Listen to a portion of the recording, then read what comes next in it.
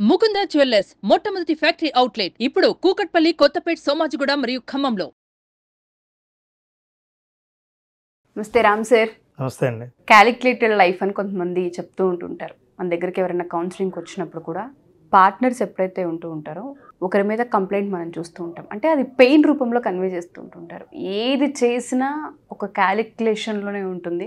క్యాలెండర్లో పలానా డేట్ అప్పుడు అది చేయాలి అన్నప్పుడు అట్టే వెళ్తుంది తప్ప యువతల ఎమోషన్ని క్యాచ్ చేయరు. అది చాలా పెయిన్ అనిపిస్తుంది. ఒక ఎమోషన్స్ కనెక్షన్స్ లేకుండా క్యాలిక్యులేటెడ్ లైఫ్ ఉన్నప్పుడు ఎలా సస్టైన్ అవ్వాలి రిలేషన్షిప్లో అని అడుగుతూ ఉంటారు. ఇది ఈ మధ్య కాలంలో మెకానికల్ లైఫ్ అని మనం మాట్లాడుతున్నాం. ఏ విధంగా చూడాలంటారు దీన్ని? క్యాల్కులేషన్ అంటే లెక్కాచారం అని, లెక్క ప్రకారం అని. లెక్కల్లో క్యాల్కులేషన్ బాగుంటుంది కానీ లైఫ్లో క్యాల్కులేషనే ప్రాబ్లం. క్యాల్కులేటెడ్ లైఫ్ కొంతవరకు మంచిదే, కొంత డిసిప్లైన్ తీసుకురావడానికి క్యాల్కులేటెడ్ లైఫ్ క్యాల్కులేటెడ్ కాకూడదు. సో ఎవ్రీ ట్రాన్సాక్షన్ కపుల్ మధ్య, ఎవరైనా సరే కుటుంబ సభ్యుల మధ్య మీ ప్రతి బిహేవియర్ క్యాల్కులేట్గా మారిందనుకోండి, దాన్ని మనం మెకానికల్ అంటాం. అంటే ఏది ఎప్పుడు చేయాలో నిర్ణయించి అది అప్పుడే జరగాలి, అందరూ దానికి సహకరించాలి, ప్రతి ఒక్కరూ దానికి సమ్మతించాలి, అది అలాగే జరగాలి. జరగకపోతే ఇమ్మీడియట్గా వాళ్ళు ఎమోషనల్ రియాక్షన్ ఉంటుంది. ఈ క్యాల్కులేటెడ్ బిహేవియర్ అనేది ఏదైతే మనం అంటున్నామో, ఈ బిహేవియర్లో ఎక్కడ ఎమోషనల్ కనెక్షన్ ఉండదు, ఓన్లీ ట్రాన్సాక్షనల్ కనెక్షన్ ఉంటుంది. ఇవాళ మీరు ఏం తింటారు డిన్నర్కి అని అడిగితే అది ఫిక్స్డ్. ఒక నెల రోజులుగా నేను అడిగిన ప్రతిసారి ఇదే సమాధానం వస్తుంటే నెల రోజుల తర్వాత కూడా అడిగే భార్య ఉంటుందా? అడగరు. మెల్లిమెల్లిగా మీ క్యాల్కులేటెడ్ బిహేవియర్ అర్థమయ్యే కొద్దీ మీరు ఎక్కడ ఎలా ప్రవర్తిస్తారు, ఏ నిర్ణయం తీసుకుంటారు, ఎంత క్యాల్కులేటెడ్గా ఉంటారు, అందరినీ అదే క్యాల్కులేషన్లో ఎక్స్పెక్ట్ చేస్తారని తెలిసినప్పుడు యువర్ ఎమోషనల్ కమ్యూనికేషన్ బాగా గ్యాప్ వస్తుంది. ఇక మిమ్మల్ని అడగాల్సిన అవసరం లేకుండా నేను ఏ నిర్ణయాలు తీసుకోవాలో, ఏ పనులు చేయాలో ఇవన్నీ చేస్తుంటాను. కొంతమంది ఇంటి పెద్ద, ముఖ్యంగా హస్బెండ్స్ కానీ ఎవరైనా సరే ఇంట్లో కొంతమందికి ఒక అబ్సెషన్ ఉంటుంది. అబ్సెషన్ అంటే ఈ క్యాల్కులేషన్ మీద ఒక పిచ్చి ఉంటుంది. ఈరోజు ఇది చెయ్యాలంటే అదే చెయ్యాలి. వంటలో మీరు వంట చేసిన కూరలో ఏం కలిపావు అని నేను చెప్పానో అవే కలిపి ఉండాలి. ఏది వద్దని చెప్పానో అది అసలు ఉండకూడదు. మీరు ఏది ఆరోగ్యానికి మంచిదని నమ్మారో అది అవతల వాళ్ళ చేత పాటింప చేయనీయాలి. సో ఇవన్నీ ఎట్లా ఉంటుందంటే, ఎమోషన్ ఎప్పుడైతే మిస్ అవుతుందో ఒరిజినల్ ఫీలింగ్స్ని షేర్ చేసుకునే అవకాశం అస్సలు ఉండదు. ఎగ్జాక్ట్లీ. ఇప్పుడు నా అభిప్రాయం వేరే ఉంది, చెప్పినా వినరు. You are highly calculated. మీ క్యాల్కులేషన్తో నేను గొడవ పడే కంటే కాంప్రమైజ్ అవ్వడమే మంచిది అన్నప్పుడు, కామ్గా ఉండడం మంచిది అనుకుంటూ ఉంటారు. మంచిది అనుకున్నప్పుడు ఏమవుతుంది, మీ మనోభావాలు, మీరు నిజంగా ఇష్టపడిన విషయాలు చెబుదామనుకున్నా సరే ఏమాత్రం ఆసక్తి లేకుండా ఇంట్లో మీ భావాల్ని కూడా చెప్పకుండా ఉంటారు.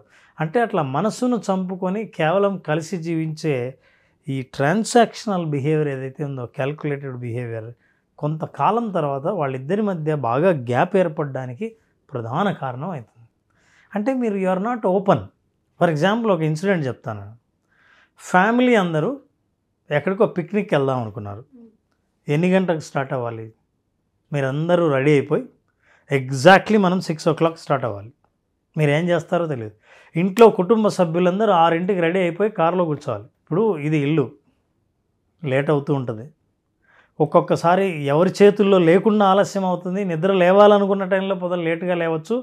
6కు ఉండాలంటే ఉండాల్సిందే. ప్రెషర్ సార్ అది. ఈ ప్రెషర్లో అందరిని పెట్టు చివరికి సరే ఇంత ఎందుకు గొడవ ఊరికి అని మొత్తం కుటుంబ సభ్యులందరూ రెడీ అయిపోయి కూర్చుంటారు. బాగా సగం దూరం వెళ్ళిన తర్వాత ఈయన హడావిడిలో ముఖ్యమైనది ఏదో ఇంట్లో మర్చిపోయి ఇంటికి వస్తారు. ఇప్పుడు అక్కడ బహిరంగంగా గొడవ అవుతుంది. ఎందుకు మర్చిపోయావని ఈయన, నువ్వెందుకు తొందర పెట్టావు, నేను అన్నీ చాలా పద్ధతి ప్రకారం తెచ్చేదాన్ని నేను మర్చిపోయానని ఇప్పుడు భర్త మీద నీ వల్లే మర్చిపోయాను అని. ఈ గొడవ అంతా ఒకవేళ పిల్లలు ఉంటే పిల్లలందరూ చూస్తుంటారు. ఇంత ఎమోషనల్గా వీళ్ళిద్దరు మాట్లాడుకోవడం చూస్తే, అంటే ప్రేమ తప్ప లాజిక్ ఎక్కువ పనిచేస్తే క్యాల్కులేటెడ్ బిహేవియర్ సమస్యలను సృష్టిస్తుంది.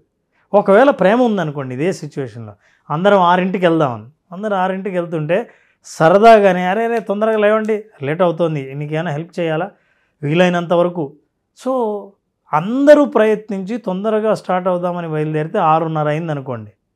అప్పుడు సరదాగా హస్బెండ్ అంటాడు, నేను యాక్చువల్గా 7కి బయలుదేరదాం అనుకున్నా, మీకు 6కి చెప్తే అందరు రెడీ అవుతారు, అరే మీరు హాఫ్ అన్ అవర్ ముందే రెడీ అయ్యారే అని. ఎంత సరదా అయిన విశేషం అది.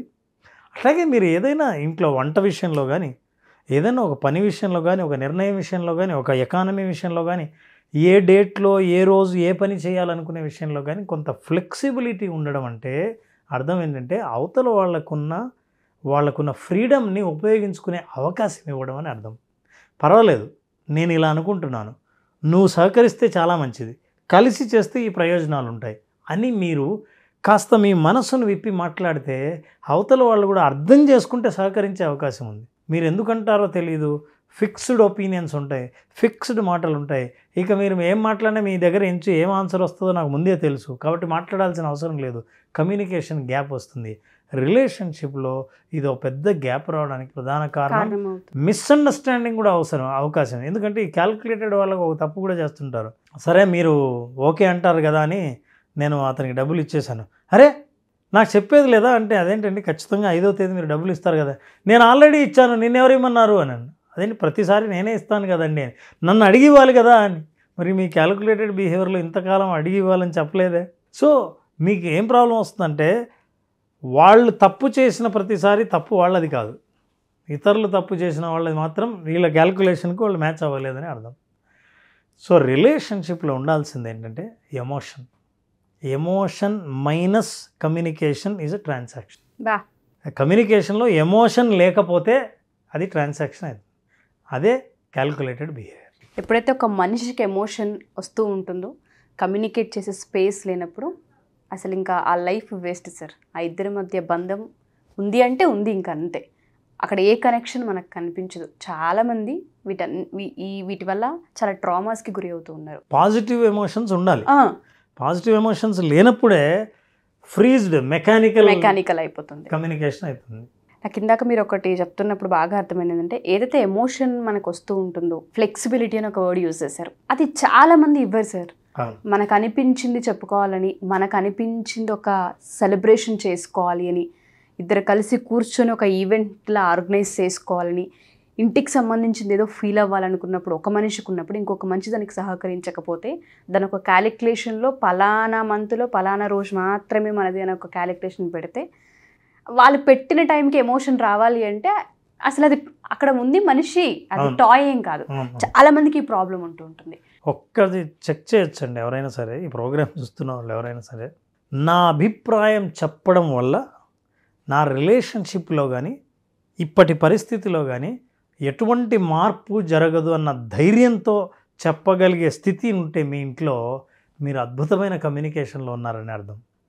నేను ఏ విషయం చెప్తే, ఏ అభిప్రాయం చెప్తే ఏ గొడవలు అవుతాయో అని చెప్పాలనుకున్న విషయాన్ని చెప్పడం ప్రతిసారి మానేస్తుంటారో అక్కడ మీకు క్యాల్కులేటెడ్ బిహేవియర్స్, మెకానికల్ ట్రాన్సాక్షన్స్ ఉన్నాయని అర్థం. విజువలైజేషన్ ప్రాక్టీస్లోనే చాలామంది అడ్వాన్స్ అడుగుతూ ఉన్నారు.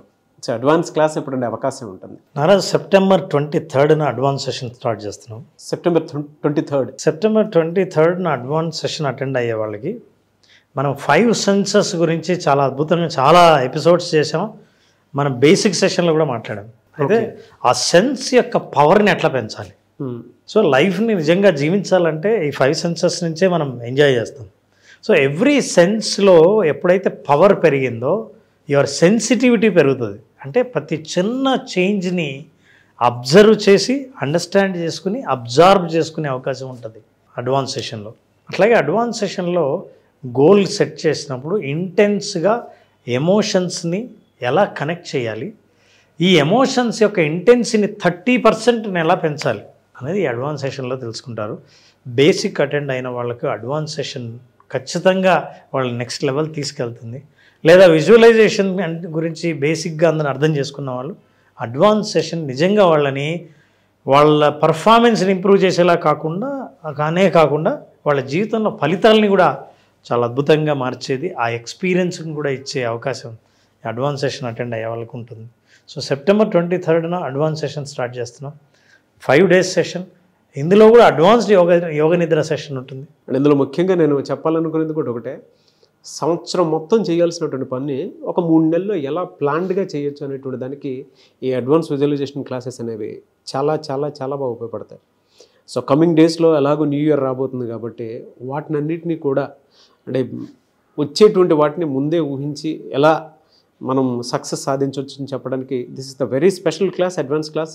అది కూడా అడ్వాన్స్ ప్రాక్టీస్ అనేది చాలా చాలా చాలా స్పెషల్ క్లాస్. ఓన్లీ ప్రాక్టీస్ అది కూడా 23rd నుంచి, సెప్టెంబర్ 23rd నుంచి జరుగుతుంది. కాబట్టి ఆసక్తి కలిగిన వారు ఎవరన్నా సరే స్క్రీన్ మీద మీ కాంటాక్ట్ నెంబర్ కనిపిస్తుంది, దాన్ని మీరు కాల్ ఆర్ మెసేజ్ వాట్సాప్ చేసి వెంటనే ఎన్రోల్ చేసుకోండి.